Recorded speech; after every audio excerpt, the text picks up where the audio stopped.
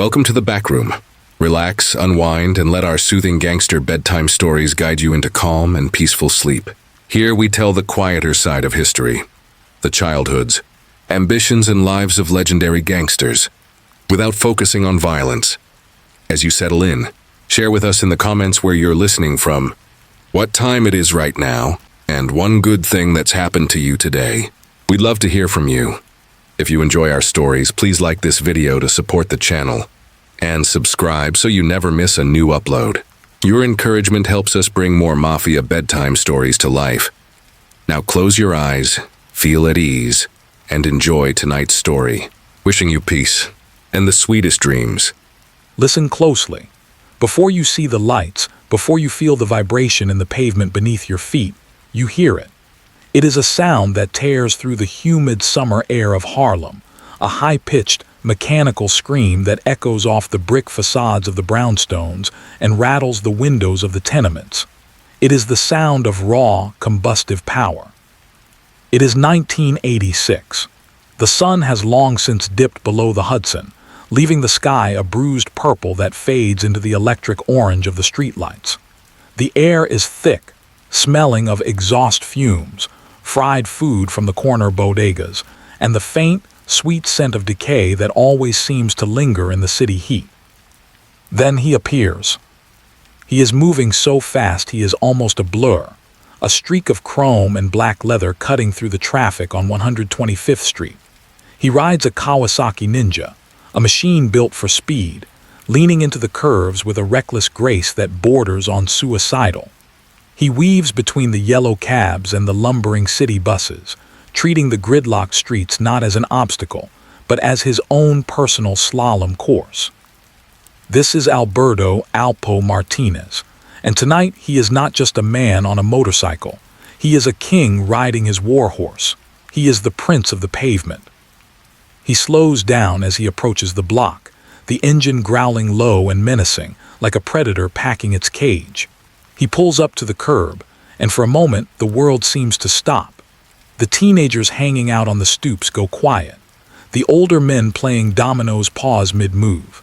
All eyes are drawn to him, pulled by a gravitational force that is equal parts admiration and terror. He kills the engine. The silence that follows is heavy, charged with anticipation. He steps off the bike and the streetlights catch the glitter of gold. Heavy, rope-thick chains hang around his neck, resting against a custom leather jacket that is a work of art in itself. It is Gucci, but not the Gucci you buy in a store. It has been remixed, reimagined by the tailors of Harlem, cut to fit the swagger of a man who believes he is immortal. He removes his helmet, revealing a face that is handsome, smooth, and utterly devoid of doubt. He flashes a smile that is both charming and predatory. It is the smile of a man who knows he is the center of the universe. He walks with a bounce, a rhythmic strut that says he owns every inch of concrete his boots touch. To the outside world, to the politicians and the police, he is a criminal. He is a blight on the community, a merchant of death pumping poison into the veins of his own neighborhood. But here, under the neon glow of the Apollo Theater marquee, he is a dark celebrity. He is a success story in a place where success is a rare and fleeting commodity. The kids watch him with hungry eyes. They see the bike, the clothes, the jewelry. They see the way the women look at him with a mixture of lust and caution. They see the way the other men, even the tough ones, step aside to let him pass. They don't see the blood on his hands. They don't see the hollow emptiness behind the charisma. They only see the shine. Alpo thrives on this attention. He feeds on it. He is a creature of the spotlight, a narcissist who needs the reflection of his own greatness in the eyes of others to feel real. He stands on the corner, laughing with his crew, his voice loud and booming. He is holding court. He hands out money, crisp, rolled-up bills, with a casual generosity that borders on disdain. It is a performance, and he is the star of the show. The atmosphere around him is electric, but there is a static charge of danger in the air. You can feel it in the way people keep their distance even as they draw near. You can feel it in the way the conversation drops to a whisper when he turns his back. He is loved, yes, but he is also feared. And for Alpo, The two emotions are indistinguishable. He leans against his bike, running a hand over the smooth, painted metal. This machine is his freedom. It is his escape pod. When he is riding, when the wind is screaming in his ears and the world is a blur of motion, he is untouchable. He is faster than the police. He is faster than his enemies. He is faster than his own conscience. But speed is a drug, and like all drugs, it demands a price. Alpo is living his life at redline, pushing the needle into the danger zone every single day. He believes he has conquered the laws of gravity. He believes he can fly forever without ever touching the ground. He does not realize that gravity is patient. It waits. It always wins in the end. The night deepens. The shadows stretch out, long and distorted, from the base of the streetlights.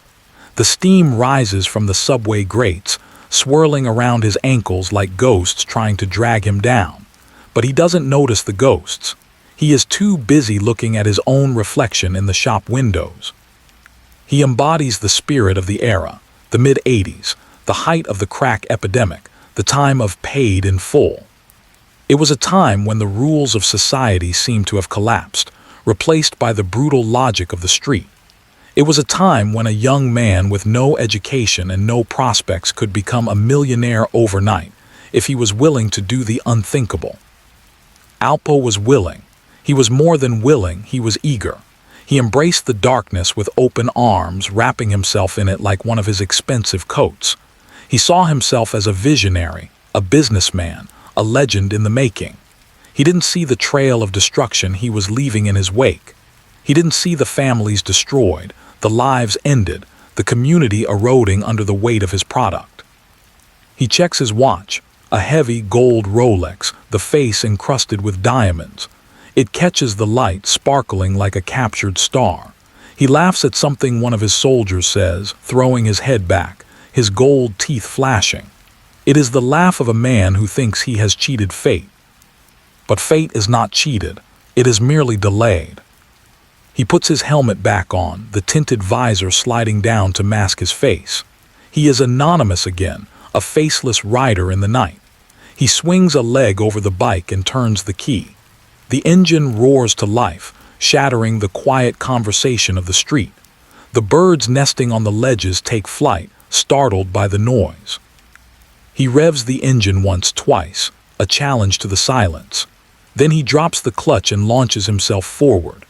The front wheel lifts off the ground for a second, a moment of pure, unadulterated power before slamming back down. He tears away down the avenue, weaving through the traffic, a comet burning bright and fast against the dark backdrop of the city. The onlookers watch him go, the sound of his engine fatting into the distance until it is just a low hum vibrating in the chest. They turn back to their games, their conversations, their lives. But the energy has shifted. The air feels a little colder, a little sharper. The prince has passed through, and in his wake, he has left a shimmering mirage of what is possible and a dark reminder of what it costs. He rides on into the night, racing towards a destiny that is already written in the asphalt beneath his wheels, unaware that the road he is on does not loop back. It leads only to a cliff edge, and he is accelerating towards it with a smile on his face. To understand the man, one must first understand the soil from which he grew. And the soil of New York City in the early 1980s was scorched earth. It was a metropolis holding its breath, a giant, concrete lung inhaling smoke and exhaling desperation. Imagine the sensory reality of that time. It was a city of extremes, painted in the darkest grays and the most blinding neons. The subway trains were not just transport. They were moving murals of chaos, covered inside and out in layers of graffiti that screamed for attention. To ride them was to travel through the veins of a beast that was running a high fever. The screech of metal on metal was the city's constant, grinding soundtrack, a noise that settled deep in the bones of everyone who lived there. In Harlem, the winter winds whipped off the Harlem River with a biting cruelty. They whistled through the canyons of the housing projects, rattling the windows of apartments where heat was a luxury and hope was in short supply. The cold was physical, yes, but it was also spiritual. It was the chill of abandonment. The city was bankrupt, the services were failing, and entire neighborhoods felt as though they had been left to drift on an ice floe, separated from the glittering promise of Manhattan by an invisible, uncrossable ocean. But in the midst of this decay, a fire began to burn. It was not a fire of renewal, but a chemical fire. Crack cocaine arrived not as a gentle wave, but as a storm surge. It changed the atmospheric pressure of the streets overnight. Suddenly, the economy of the block was inverted. The men who worked with their hands, who woke up before dawn to catch the bus to a factory or a cleaning job, were no longer the pillars of the community. They were the ghosts of a forgotten era. The new kings were the ones who stood on the corners. The visual dichotomy was jarring. Against the backdrop of crumbling brownstones and boarded-up storefronts, young men appeared wearing the wealth of kings. They wore heavy sheepskin coats that cost more than a teacher's annual salary. They drove German cars with leather interiors that smelled of new money and old arrogance. They were walking contradictions, symbols of immense prosperity in a landscape of utter ruin. This was the world that Alberto Martinez watched with wide, hungry eyes. He was not born a monster. No child is. He was born a witness. From his window, from the stoop, from the playground fence, he observed the mechanics of power. He saw that kindness was often mistaken for weakness. He saw that the law was something that happened to other people, people who couldn't afford to buy their way out of it. He saw the older hustlers, the legends of the 70s, moving with a grace that mesmerized him. He studied them like a scholar studies ancient texts. He absorbed their language, not just the slang, but the body language of dominance. The way to stand so that you took up more space than your physical frame should allow. The way to look at someone without blinking, a silent challenge that said, "I am dangerous." For a young man with ambition, the traditional paths were boarded up. The schools were war zones. The jobs were scarce. The American dream, that white picket fence promise, felt like a fairy tale told to children in another country. But the street dream, that was vivid. That was right there, touchable, smellable. It smelled of crisp banknotes and expensive cologne. It tasted like champagne. Alpo did not want to be a worker. He wanted to be an owner. And in the economy of the streets, the only thing worth owning was the block. The tragedy of this environment is not just the crime. It is the waste. It is the brilliant minds, the charismatic leaders, the natural-born CEOs who were funneled into a meat grinder because it was the only machine that was running. Alpo had the charisma to be a politician. He had the strategic mind of a general. But the soil he was planted in was toxic, and so the fruit grew twisted. We can see the hardening of his heart happen in slow motion. It wasn't a single event, but a gradual calcification. It was the first time he saw violence and didn't flinch. The first time he held a stack of money and realized it gave him a feeling that love never could. The first time he looked at an addict and saw not a human being in pain, but a customer, a unit of revenue. Empathy is a liability in a war zone. And make no mistake, 1980s Harlem was a war zone. To survive, you had to armor yourself. To thrive, you had to become a predator. The rules of the game were unwritten but absolute. Rule number 1, trust no one. Rule number 2, cash is king. Rule number 3, fear is better than respect because respect can be lost but fear is permanent. Alpo memorized these rules. He internalized them until they became his moral compass. He looked around at the devastation, the families broken by addiction, the mothers crying for their sons, and he made a choice. He decided that he would not be a victim. He would be the storm. The atmosphere of the city fueled this transformation. The relentless noise, the constant pressure, the visual assault of poverty versus wealth, it created a pressure cooker. And Alpo was the steam waiting to escape. He began to move differently. The boyish uncertainty evaporated, replaced by a cold certainty.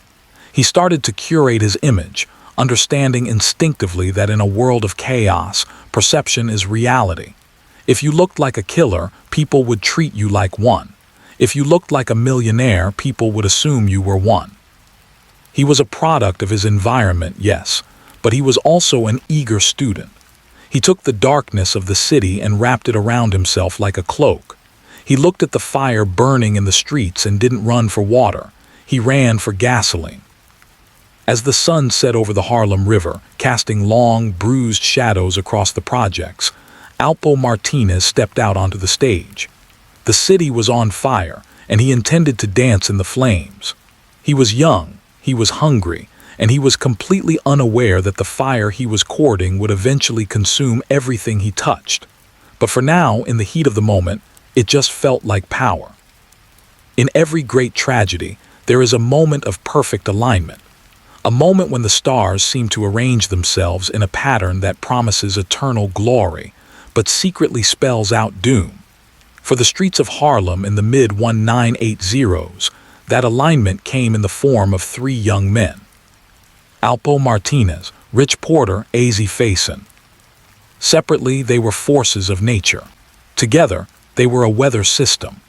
They were the unholy trinity of the crack era, a street-level corporate merger that generated more wealth, more influence, and more mythology than any legitimate business uptown. Imagine the chemistry of a volatile reaction.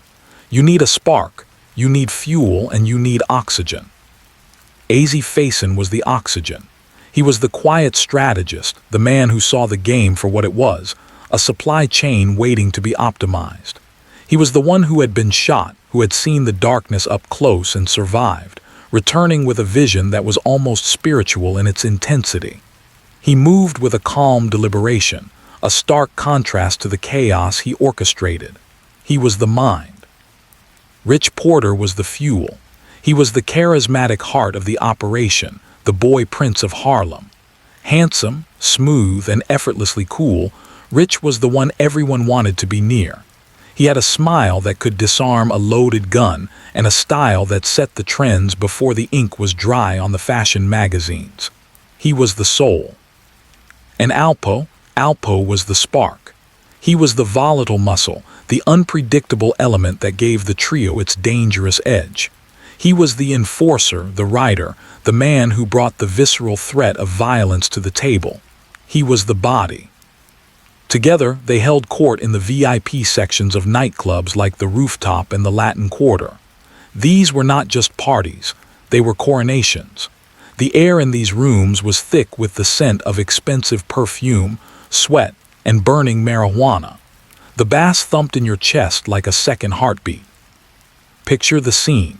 The velvet ropes part. The crowd separates like the Red Sea. They walk in, draped in gold and leather, and the energy in the room shifts instantly. Champagne corks pop with the sound of muffled pistol shots, sending frothy streams of gold into the air. Camera flashes explode in rapid succession, freezing them in moments of triumphant immortality. In these photos, they are always smiling, arms around each other, glasses raised. They look invincible. It is seductive, this image. It pulls you in. It makes you forget the source of the money and focus only on the spending of it. And oh, how they spent it. Money flowed through their hands like water, a relentless, intoxicating stream. It wasn't just currency, it was a drug in itself. It was a validation of their existence. Every dollar was a middle finger to a world that had told them they were nothing. Being young, black, and rich in 1980s America was a radical act. It was a defiance of gravity. They were living in a country that wanted them poor, wanted them invisible, wanted them in prison or in the ground. And yet, here they were, kings of their own making, ruling a concrete kingdom with pockets full of cash and hearts full of fire. There was a genuine affection there beneath the posturing. Watch the old footage. Look at the way Alpo looks at Rich. It is a look of admiration, of brotherhood. They were two sides of the same coin, Rich the light, Alpo the dark. They completed each other. They shared clothes, shared cars, shared secrets. They trusted each other with their lives in a world where trust was the most dangerous currency of all. But in this golden hour, the shadows were already lengthening. The problem with feeling invincible is that you forget you are mortal. The problem with easy money is that it devalues everything else.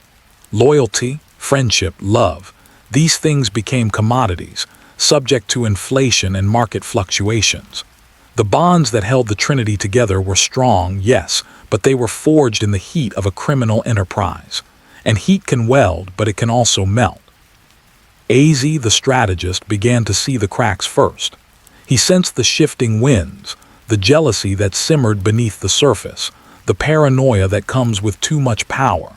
He saw Alpo's ambition growing like a cancer, hungry and unchecked. He saw Rich's comfort turning into complacency. But the party raged on. The champagne kept flowing. The cars kept getting faster, the chains heavier, the nights longer. They were riding a wave that felt endless, a tsunami of success that lifted them high above the crumbling streets of Harlem. They couldn't see the shore. They couldn't see the rocks waiting beneath the surface. This chapter of their lives feels like a dream sequence in a film, shot in soft focus and saturated color. It is the montage of the good times, the paid-in-full era where everything seemed possible. They were the pioneers of a new American dream, one built on hustle and risk. But dreams have to end. The sun has to rise. And when the light of reality finally hit the unholy trinity, it would reveal that the gold was just plated, the leather was just skin, and the brotherhood was just a fragile agreement waiting to be broken. For now, though, let them have their moment. Let them stand on the banquettes, soaking in the adoration of the crowd.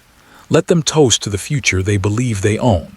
Let them laugh, loud and joyous, drowning out the whispers of fate, because soon the music will stop, the lights will come up, and they will be left alone in the silence, facing the monsters they created in themselves. The unholy trinity was perfect, balanced, and beautiful in its own twisted way. But perfection is a fragile state. It takes only one crack to shatter a diamond, and the hammer was already swinging. There are eras in history defined by stone, by iron, by silicon. But for a brief, blinding moment in Harlem during the late 1980s, the world was defined by gold. It was not the hidden gold of bank vaults or the polite gold of wedding bands. It was loud gold. It was heavy gold. It was gold that screamed to be looked at, draped in thick, rope-like cables around the necks of young men who, just years prior, had nothing. This was the aesthetic of an empire built on concrete. To understand Alpo Martinez at his zenith, you must understand the artifacts of his reign. These were not mere accessories. They were the crown jewels of a street monarchy. Imagine the weight of a chain, thick as a finger, resting cold and heavy against the chest. The links were solid, catching the streetlights and the flashbulbs, shattering the darkness into 1,000 glittering shards. To wear one was a physical labor, a constant reminder of status. To wear 2 or 3 was a declaration of war against obscurity. And then there were the vehicles. In a city of cramped subways and gridlocked taxis, the car was the ultimate escape pod. But not just any car. It had to be a statement. The custom Jeep Wranglers and Suzuki Samurais became the chariots of this new aristocracy. They were open-air thrones, painted in candy colors, electric blue, cherry red, blinding white, that popped against the gray backdrop of the projects. Ride with Alpo now. Feel the vibration of the bass kicking in your chest, a deep, rhythmic thumping that announces his arrival 3 blocks away. The sound system is not just for music. It is a sonic weapon, a way to dominate the acoustic space of the neighborhood. The air inside the Jeep smells of rich, conditioned leather and the sharp, chemical tang of high-octane fuel. The wind whips through the open cabin, carrying the scents of the city, exhaust, fried dough, ozone. But inside this bubble of wealth, everything feels untouchable.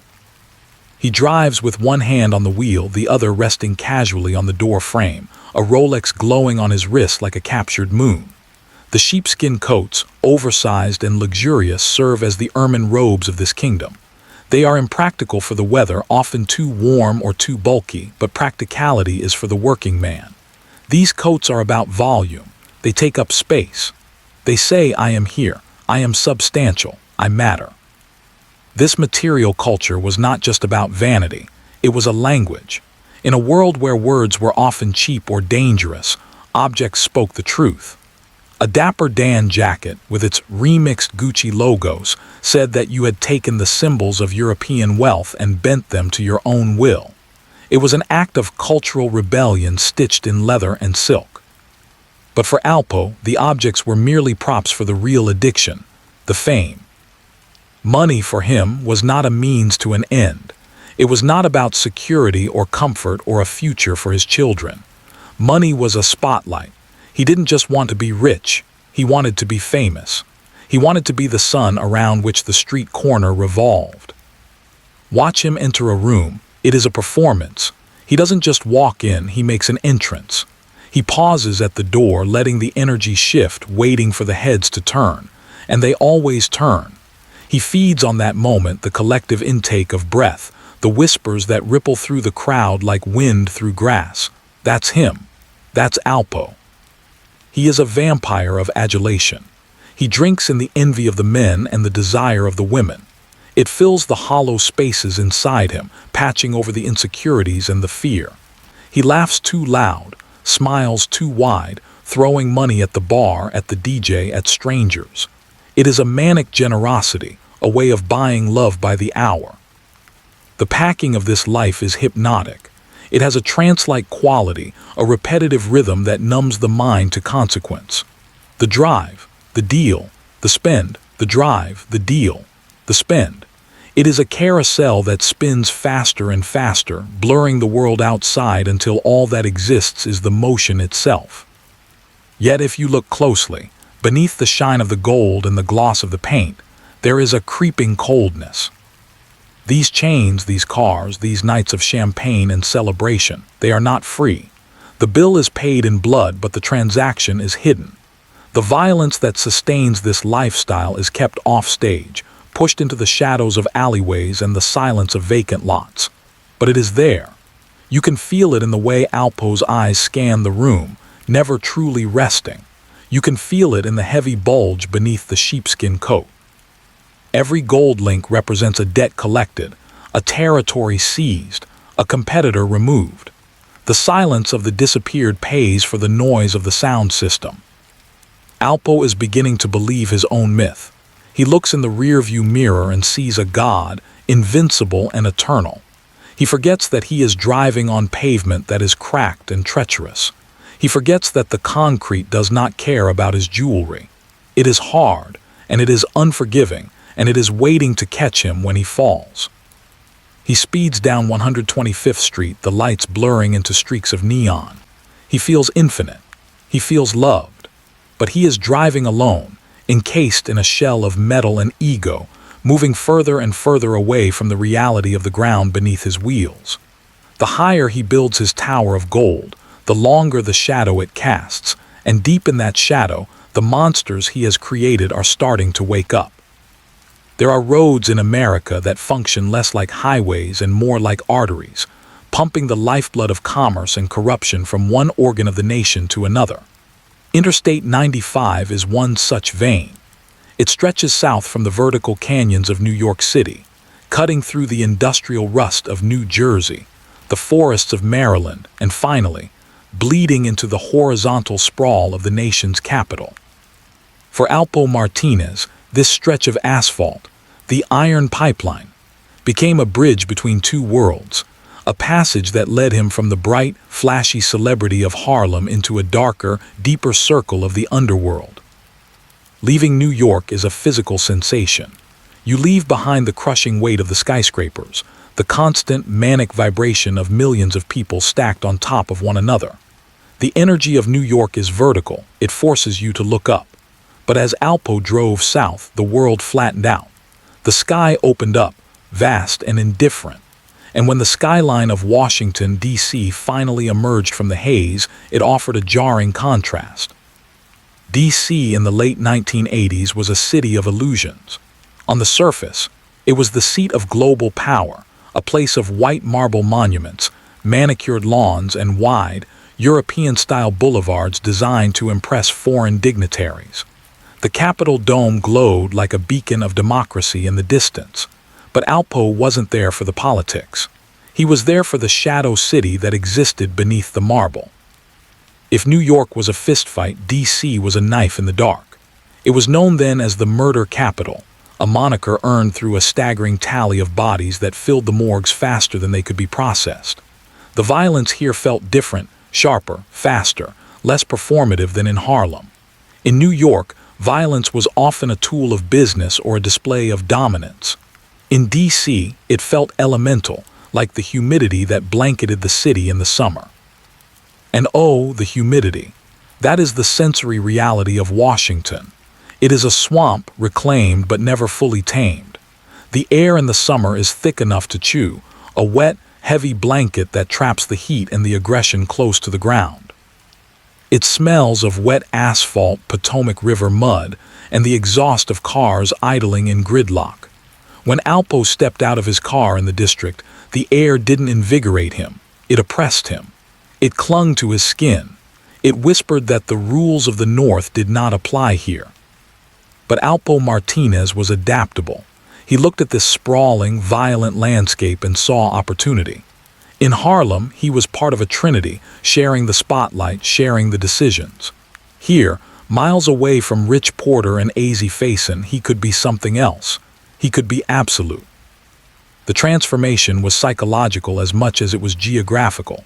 Distance creates distortion. Away from the grounding influence of his childhood friends, Alpo's ego was allowed to expand without check. In D.C., he was not just a hustler from uptown. He was an exotic import, a celebrity conqueror bringing the sophisticated flair of New York to the South. He became a solo autocrat, a warlord ruling a fiefdom of his own creation. He moved differently here. In Harlem, he strutted. In D.C., he prowled. He recognized that to rule a city of killers, he had to become the most terrifying thing in the room. He had to escalate. This need for dominance led him to Wayne Perry. If Alpo was the charismatic face of the operation, Wayne Perry was its shadow. Wayne was a local legend, a hitman whose name was whispered with a reverence reserved for natural disasters. He was Silk, a man who moved through the violence with a terrifying, detached calm. When Alpo looked at Wayne, he didn't see a monster. He saw a mirror for his darkest impulses. He saw the instrument that would allow him to transcend mere drug dealing and enter the realm of true dominion. Recruiting Wayne was not just a business decision, it was a spiritual crossing. It was Alpo embracing the abyss. Together, they forged a bond written in blood. Alpo provided the flash, the money, the connection to the supply. Wayne provided the silence of witnesses who suddenly stopped talking, the silence of rivals who vanished into the trunk of a car and never returned. The atmosphere of Alpo's life in Washington grew heavier. The parties were still lavish, the champagne still flowed, but the laughter had a harder edge. He was surrounded by soldiers, not friends. The isolation of power began to set in. When you are the absolute ruler, you are also the absolute target. Paranoia became his constant companion, riding shotgun in his convertible, sleeping at the foot of his bed. He began to view human life as a currency, something to be spent to purchase respect or security. The boy who had watched the older hustlers on 125th Street with wide eyes was gone. In his place was a man who ordered executions with the casual indifference of ordering a meal. He was hardening, calcifying. The empathy that binds us to one another was being burned away by the friction of his ambition. The monuments of D.C. loomed in the background of his life, silent witnesses to his rise. The Lincoln Memorial, the Washington Monument, symbols of justice and liberty, stood stark white against the night sky, while just blocks away, Alpo's empire turned the streets into a slaughterhouse. The contrast was surreal.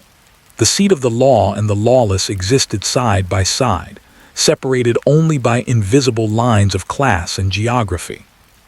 Alpo became addicted to this new power. It was a more potent drug than the cocaine he sold. The power to decide who ate and who starved, who walked and who fell. In New York, he wanted to be seen. In D.C., he wanted to be felt. He wanted his presence to change the temperature of the room. The drive down I-95 had been a journey forward in miles, but backward in humanity. He had traveled south to find his kingdom, but in doing so, he had walked away from the light.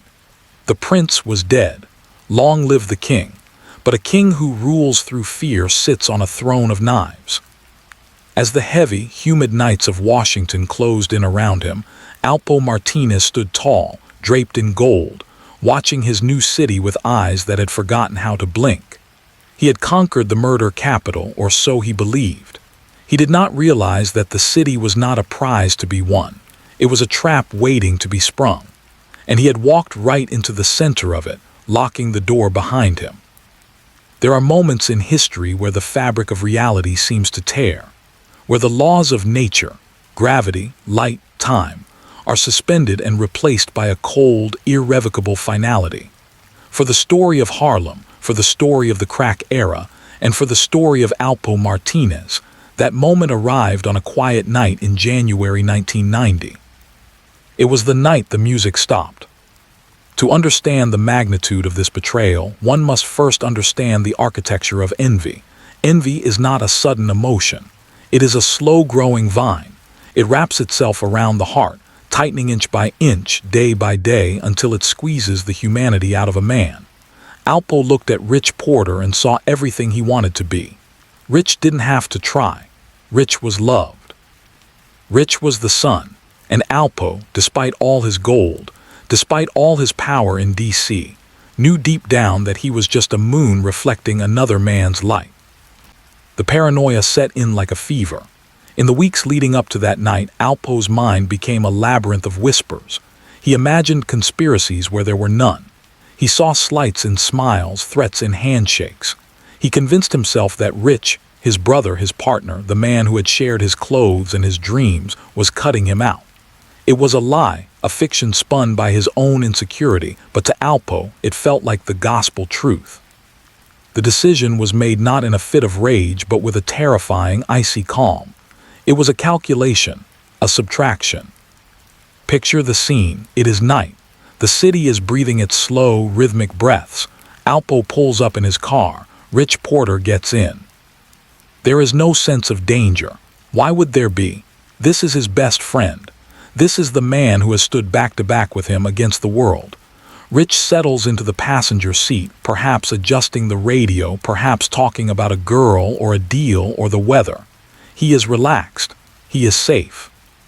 The car moves through the streets of Harlem, passing the familiar landmarks of their shared history. The basketball courts where they played, the corners where they hustled, the clubs where they reigned as kings. Every block is a memory, a testament to their bond. And yet, Alpo is driving them toward an ending. The atmosphere inside the vehicle is heavy, though Rich doesn't feel it. Alpo grips the steering wheel, his knuckles white. He is silent, listening to the hum of the engine, the tires on the asphalt. He is crossing a threshold. He is about to commit the ultimate sin, the one from which there is no redemption. They drive out of the city, away from the lights, toward the darkness of a park. The trees loom overhead, skeletal branches scratching at the sky. The world falls away. It is just the two of them now, enclosed in the metal shell of the car. The car stops. The silence that follows is deafening. It is the silence of a held breath. Alpo looks at Rich. Does he see his friend? Or does he see an obstacle? Does he remember the laughter, the loyalty, the years of brotherhood? Or has the envy completely blinded him? Rich turns to look at him. Maybe he sees the gun, maybe he doesn't. Maybe his last thought is one of confusion, a question that will never be answered. Why? The shot is not loud. It is a dull pop, absorbed by the upholstery, by the night air. It is a small sound to end a life so large. Rich Porter slumps forward. The light goes out of the car. The light goes out of Harlem. In that split second, Alpo Martinez destroys himself. He doesn't die physically, but the part of him that was human, the part that could love, the part that could feel loyalty, is obliterated. He has crossed the line that separates men from monsters. He has become a predator who feeds on his own kind. The aftermath is a study in sociopathy. Alpo doesn't flee in panic. He doesn't break down in tears. He drives. He drives the body of his best friend into the woods, dumping him like trash. He leaves him there, alone in the cold, under the indifferent stars. And then he goes back to the city. He returns to the world of the living, wearing a mask of concern. He answers phone calls. He speaks to Rich's family. He looks into the eyes of the mother whose son he just murdered, and he lies. He tells them he is looking for Rich. He tells them he is worried. He plays the role of the grieving friend with a chilling, Oscar-worthy performance. This is the horror of the Judas kiss. It is not just the betrayal. It is the intimacy of it. It is the fact that the hand that held the gun was the same hand that had embraced him 1,000 times. The city of Harlem felt the tremor. When Rich Porter disappeared, a piece of the city's soul went with him. The streets, which had celebrated their rise, now seemed to mourn their fall. The gold chains felt heavier. The music didn't sound the same. The paid-in-full era was over, replaced by a darker, colder reality. Alpo walked through the days that followed like a ghost.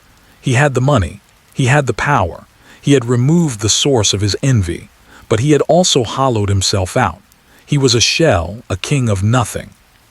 The haunting weight of that night would follow him for the rest of his life. It would be the shadow in the corner of every room. It would be the silence in every pause. He had thought that killing Rich would make him the undisputed ruler, the only sun in the sky.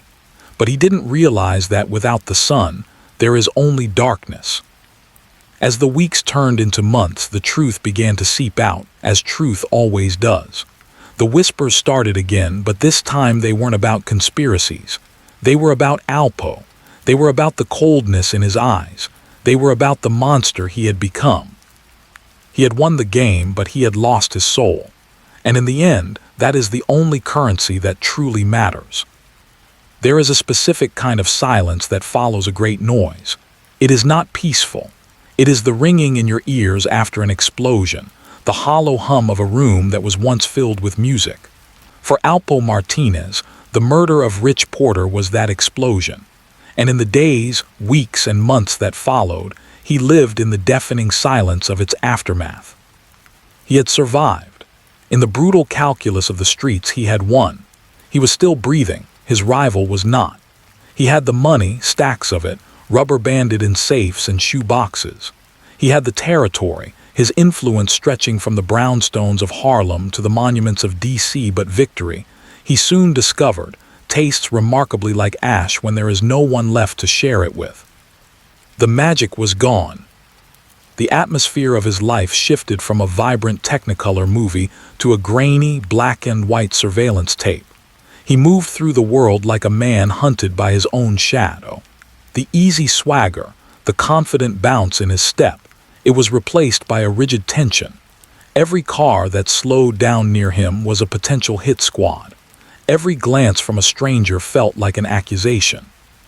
He had a target on his back, painted there by his own hand, and the ghost of his best friend walked beside him, an invisible weight pressing down on his shoulder. Paranoia is a corrosive element. It eats away at the structures of a life until they collapse. The DC operation, once a masterpiece of logistical efficiency, began to sputter. The trust that greased the wheels of the machine had evaporated. Alpo looked at his lieutenants and saw potential betrayers. They looked at him and saw a man who had killed his own brother. If he could do that to Rich Porter, what would he do to them? The internal rot was mirrored by external pressure. The law, which had always seemed a step behind, was suddenly breathing down his neck. The FBI, the DEA, the local police, they were closing in, their nets tightening with methodical precision. The game of cat and mouse was over. The cat was tired of playing. The arrest, when it finally came in November 1991, was almost anticlimactic. There was no Scarface finale. No last stand with a machine gun on a balcony screaming defiance at the world. Reality rarely affords us such operatic endings. Instead, it was quiet. It was inevitable.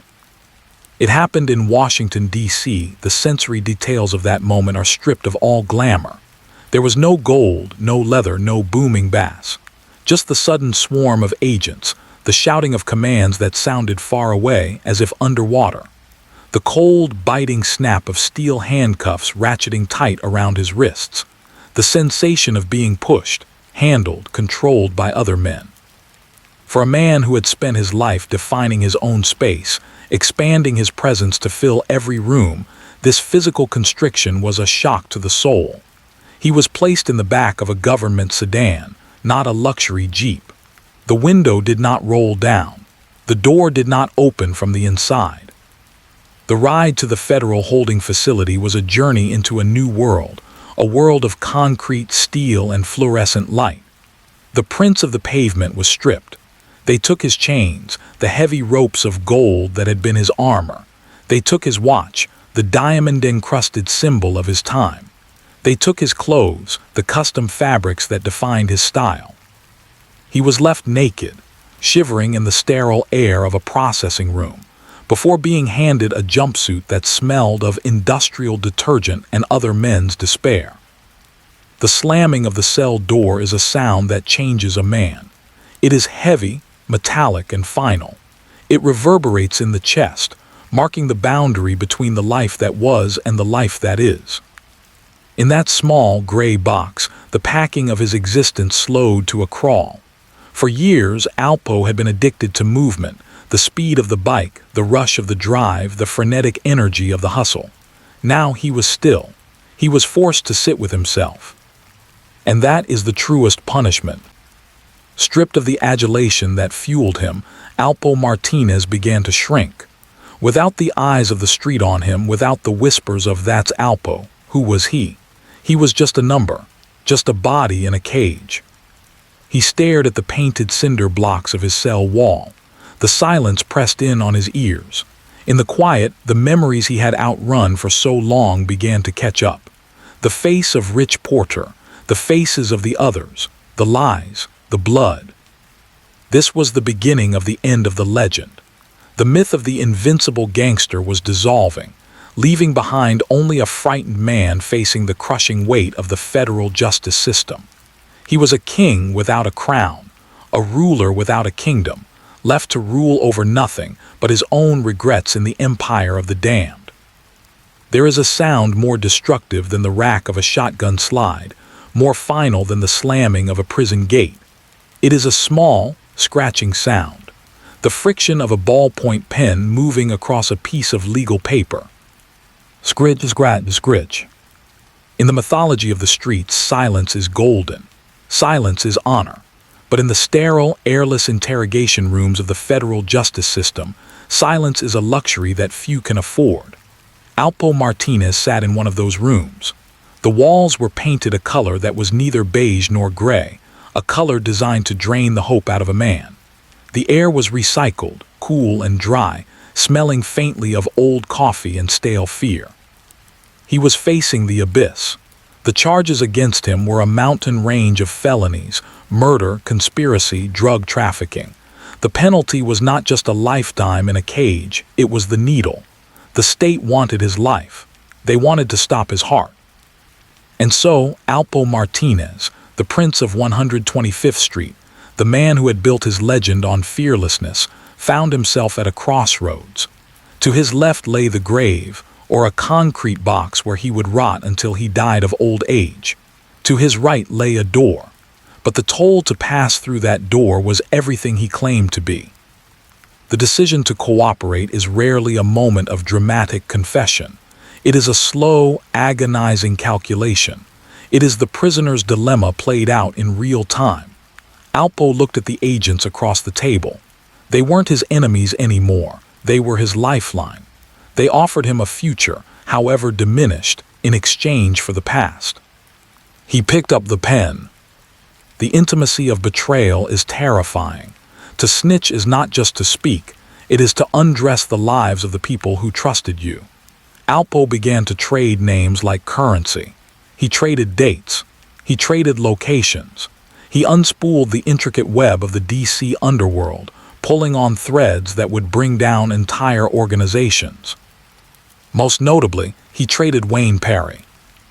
Wayne, the shadow, the hitman, the man who had protected Alpo's throne with a terrifying loyalty. Alpo dissected Wayne's life for the prosecutors. He laid out the murders, the methods, the madness. He took the legend of Wayne, Silk Perry, and reduced it to a series of case files and indictments. It was a clinical destruction. With every word he spoke, he was signing Wayne's death warrant, not a physical death, but a social one, burying him under consecutive life sentences from which he would never emerge. How does a man rationalize this? How does the stand-up guy justify kneeling? The psychology of the informant is a labyrinth of self-preservation. Alpo didn't see himself as a traitor in that moment. He saw himself as a survivor. The ego that had driven him to the top of the drug game was the same ego that refused to let him die for a code. Why should I suffer, he reasoned, while the world keeps turning? He convinced himself that loyalty was a transaction, and the contract had expired. The scratching of the pen continued, scritch, scratch. With each signature, with each recorded statement, Alpo Martinez was committing suicide. He wasn't killing his body, he was killing his name. The Alpo that the streets admired, the flashy icon of rebellion, was dissolving. In his place stood a witness, a tool of the state, a rat. The word rat is heavy. It carries a weight that bends the atmosphere around a man. It changes the way people look at you. It strips away the fear and replaces it with disgust. A murderer can be feared. A thief can be respected for his skill. But a rat is the lowest form of life in the ecosystem of crime. The legal process is methodical, devoid of emotion. It grinds forward like a glacier. Alpo sat in courtrooms, pointing fingers, testifying against men he had once broken bread with. He looked them in the eye, or perhaps he looked past them, focusing on the exit sign at the back of the room. He was trading his reputation for his breath. He was buying years of life with the freedom of others. The packing of this chapter of his life was slow and deliberate. It lacked the adrenaline of the drug trade. It was a world of depositions, plea agreements, and protective custody units. The sensory details shifted from the smell of leather and gunpowder to the smell of photocopier toner and floor wax. When the ink dried, the deal was done. Alpo Martinez had survived the legal storm, but he had marooned himself on an island of infamy. He was no longer the king of Harlem. He was a pariah, a ghost who could never truly go home again. He was alive. His heart was beating. His lungs were filling with air. But as he was led away by the marshals, walking past the glare of the men he had condemned, he must have wondered if the price of his survival was too high. He had saved his life, but he had lost his legend. And in the silence of his cell that night, the sound of that pen scratching across the paper must have echoed louder than any gunshot he had ever heard. Time is a great eraser. It smooths the sharp edges of memory, dulls the pain of loss, and buries the names of the guilty under layers of new history. For nearly 3 decades, the name Alpo Martinez was erased from the living record.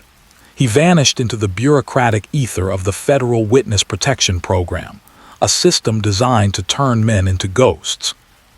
The setting of his afterlife was a jarring departure from the world he had known. Lewiston, Maine, a quiet, unremarkable town nestled in the far north of New England. Here, the air did not smell of exhaust and fried dough. It smelled of pine needles and wood smoke. The streets were not paved with gold. They were buried under feet of silent, white snow.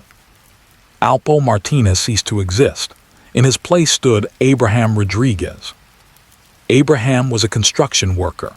He wore heavy boots and flannel shirts. He shoveled snow from his driveway in the gray light of dawn. He stood in line at the grocery store, buying milk and bread, indistinguishable from the other men living quiet, desperate lives of mediocrity. The contrast was surreal. The man who had once worn chains heavy enough to anchor a boat was now worrying about heating bills and zoning permits. But the soul of a king, even a fallen, treacherous king, does not fit easily into the skin of a peasant. The tone of his existence in Maine was one of profound, suffocating boredom. For a man addicted to the adrenaline of the hustle, safety was a prison without bars. The silence of the Maine woods was not peaceful to him. It was mocking. It reminded him that he was no longer the center of the universe. He was a nobody, a ghost haunting a life that didn't belong to him. We explore the psychology of this exile. Abraham Rodriguez would look in the bathroom mirror every morning.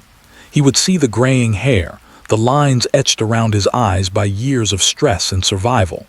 But behind the eyes of Abraham, Alpo was still screaming. He was still there, trapped in the machine of witness protection, packing back and forth like a tiger in a zoo. The ego is a stubborn thing. It cannot remain hidden forever. Even while hiding, Alpo felt a bizarre, compulsive need to be seen. He couldn't help himself. He began to take risks. He would travel back to the city, wearing disguises that were more like costumes, oversized sunglasses, hats pulled low. He would linger on the edges of the old neighborhoods, a specter revisiting the ruins of his kingdom. Whispers began to circulate. Rumors drifted through the streets of Harlem like smoke. Someone saw him. Someone heard that laugh. Alpo is back. They were dismissed as urban legends, ghost stories told to keep the past alive. But they were true. The packing of this chapter of his life was disjointed, a staccato rhythm of long periods of silence punctuated by moments of reckless visibility. He was living in limbo, caught between the safety of the dark and the danger of the light. He flirted with his own destruction. He would introduce himself to strangers, dropping hints about his past, testing the waters to see if the name still carried weight. It was a psychological study of a man who could not accept his own irrelevance. He would rather risk death in the spotlight than live safely in the shadows. The anonymity of Abraham Rodriguez was a slow death, a suffocation of the spirit. Alpo Martinez needed to breathe, even if the air was poisonous. As his release from federal supervision approached in 2015, the tension built. Most men in his position would have taken their second chance and disappeared forever. They would have moved to a farm in Nebraska or a beach in Florida and thanked God for their survival. But Alpo was not most men. He was drawn back to the gravity of his past. He felt the pull of the streets, the magnetic attraction of the asphalt where he had once been a prince. He began to reappear on social media, in documentaries, in interviews. He spoke about his crimes with a disturbing candor, almost boasting about the bodies he had buried. The ghost was manifesting. He was stepping out of the machine and back into the world of flesh and blood. He was daring the universe to remember him. He was challenging the laws of karma to come and collect their debt. It was a tragic, inevitable slide. He was a moth flying back toward the flame that had burned him. He couldn't escape the narrative he had written for himself. He was the villain of the story, and a villain cannot retire to a quiet life in the suburbs. The script demanded a different ending. As the snow fell in Maine, covering his tracks one last time, Abraham Rodriguez packed his bags. He left the safety of the silence behind. Alpo Martinez was returning to the world, a ghost made flesh, walking blindly toward the final act of his tragedy. There is a dark, almost literary poetry to the calendar. Dates are not just numbers. They are markers of season, of mood, of spiritual alignment. It is fitting, then, that the final act of Alpo Martinez's life played out on Halloween. It is the night when the veil between the living and the dead is said to be thinnest. It is the night of masks, of ghosts, and of monsters. October 31, 2021, Harlem, New York. The city was alive with the manic energy of the holiday.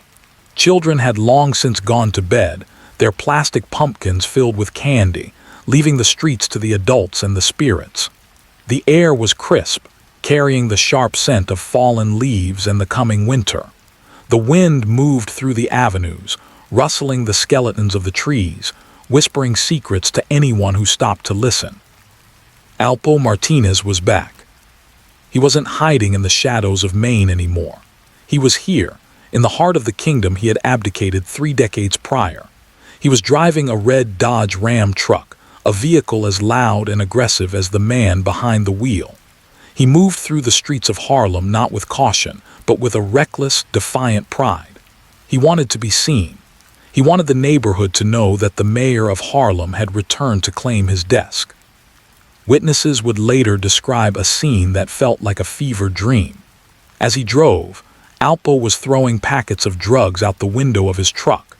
It was a perverse reenactment of a parade, a grotesque pantomime of generosity. He was tossing poison to the people like a king tossing coins to peasants. It was a desperate, flailing attempt to reclaim his legend, to buy back the adoration he had addicted himself to so many years ago. But the eyes watching him from the corners were not filled with love. They were filled with memory. The streets have a long memory. They remember the blood that was spilled. They remember the mothers who cried. They remember the betrayal of Rich Porter. Alpo had assumed that time had washed his slate clean, that his celebrity outweighed his sins. He believed that his charm could charm the bullets back into the gun. It was the ultimate hubris. He was a man driving through a graveyard of his own making, expecting the ghosts to applaud him. The night deepened. The clock ticked past midnight. Into the early hours of November 1st. The party was winding down. The masks were coming off. But for Alpo, the performance was still ongoing. He drove near West 147th Street and Frederick Douglass Boulevard, the heart of the territory he once terrorized. The atmosphere was ominous. The streetlights cast long, orange shadows that stretched across the asphalt like grasping fingers. The traffic was light, the city taking a breath before the dawn. Then a vehicle pulled up beside him. There was no conversation, no exchange of words, no final speech. Violence, when it comes for a man like Alpo Martinez, does not offer the courtesy of a prologue. It is sudden, it is loud, it is final. The sound of gunfire tore through the silence of the Harlem night. 5 shots, pop, pop, pop, pop, pop. It was a drive-by shooting, the very method of execution that Alpo himself had helped popularize during the bloody days of the 80s. The irony was absolute. The violence he had exported to D.C., the violence he had inflicted on his friends, had finally circled the earth and returned to its source. It was a closing of the loop, a balancing of the ledger. Alpo was struck multiple times. His truck lurched forward, crashing into a parked vehicle. The horn may have blared, a long, monotone scream that cut through the night, or perhaps there was just the hiss of steam from a broken radiator. Then silence returned. The shooter vanished into the labyrinth of the city. The red truck sat idling, a tomb of metal and glass. Inside, the prince of 125th Street, the man who had survived the crack wars, the federal government, and the wrath of the underworld, was slumped over the wheel. The energy that had defined him, the manic, charismatic, terrifying energy, was leaking out of him, staining the upholstery. He gasped for air, but the air of Harlem, the air he had claimed to own, refused to fill his lungs. First responders arrived. Sirens wailed, painting the brick facades of the brownstones in strobing flashes of red and blue.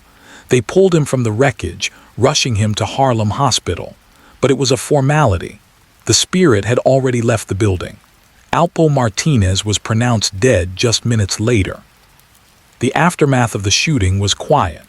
The rain began to fall, a cold, steady drizzle that washed the blood from the asphalt, swirling it into the gutters where it mixed with the debris of the Halloween celebrations, discarded wrappers, broken masks, dead leaves.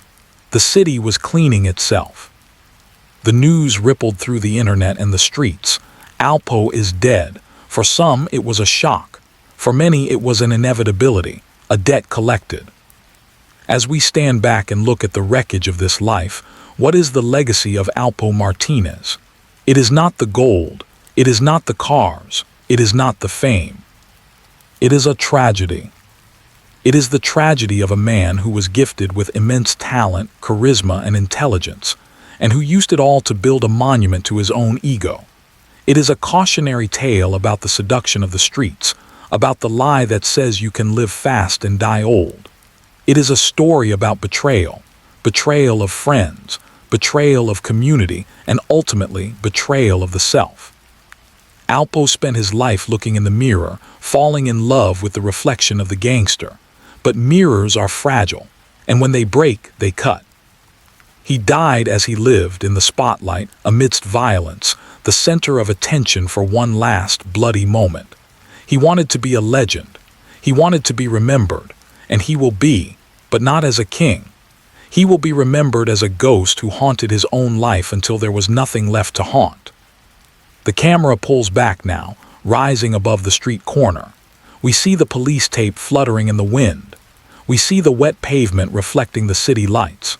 We see the vast, sprawling grid of New York City, a concrete jungle that consumes its predators just as surely as it consumes its prey. The city does not mourn. It does not pause. The traffic lights change from red to green. The subway trains rumble beneath the earth. The sun begins to rise over the Harlem River, casting a pale, gray light on a new day. The story of Alpo Martinez fades into that gray. It dissolves into the mist, a dark fable whispered on the corners, a warning to the next generation of princes who think they can outrun the night. The screen goes black. The only sound left is the rain,